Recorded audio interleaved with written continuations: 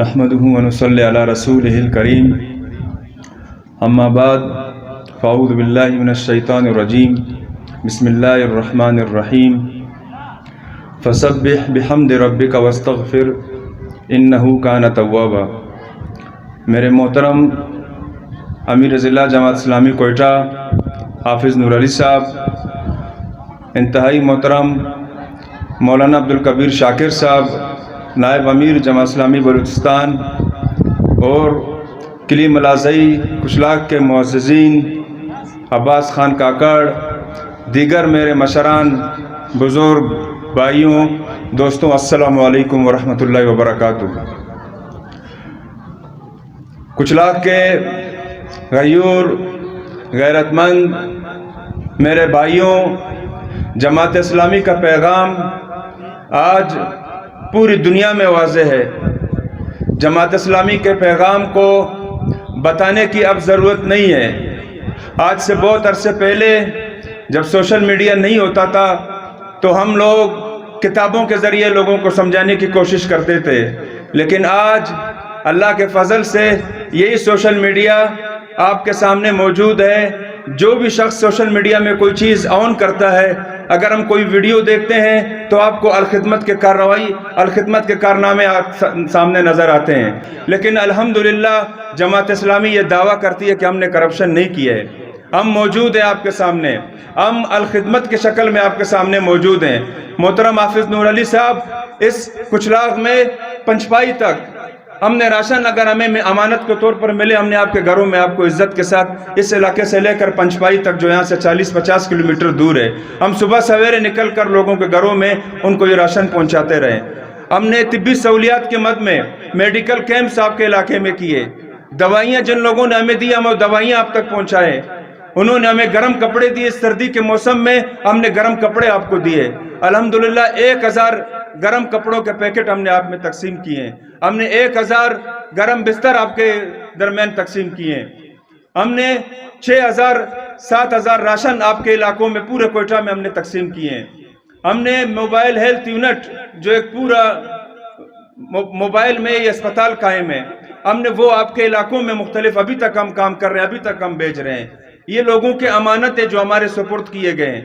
تو آپ سے درخواست یہ ہے کہ آپ یہ صرف سوچیں کہ جماعت اسلامی کے الخدمت فاؤنڈیشن کو جب آپ امانت پہنچاتے ہیں، وہ امانت آپ تک کس طرح پہنچاتا ہے۔ اگر آپ اس کو، اس اوٹ کو، جو اوٹ شہادت ہے، جو مقدس امانت آپ کے پاس ہے، جیسا کہ پچھلے ہمارے علاؤدین آغا نے بتایا، اوٹ ایک مقدس امانت ہے، تو اس امانت کو اگر آپ نے جماعت اسلامی کے حوالے کیا، اگر ہم جیت گئے، اگر ہم آپ کے ووٹ سے جیت گئے تو انشاءاللہ آپ ثابت کر کے دکھائیں گے کہ ہم کس طرح خدمت کرتے ہیں۔ یہ تو ہم لوگوں کی امانتیں آپ تک پہنچا رہے ہیں، لیکن وہ کروڑوں اربوں روپے کے فنڈ جو یہ اسمبلی میں بیٹھے لوگ استعمال کر رہے ہیں، کیا آپ تک کوئی پہنچا؟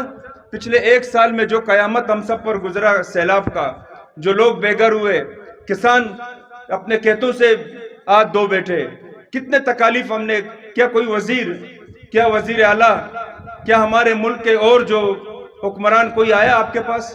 صرف اور صرف جماعت اسلامی کی قیادت، الخدمت فاؤنڈیشن کے رضاکار اور ہمارے قائدین آپ کے گھروں میں تھے، آپ کے مسائل بھی سنے، آپ کے مسائل حل بھی کیے، اور انشاءاللہ کرتے رہیں گے۔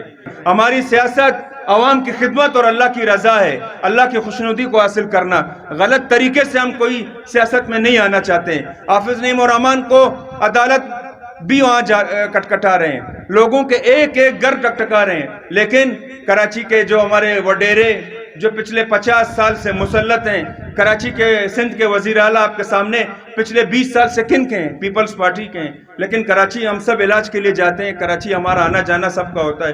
کیا کراچی میں کوئی کام کیا ہے انہوں نے؟ اربوں کربوں روپے کے انہوں نے فنڈ اپنے لیے کرپشن کیے ہیں۔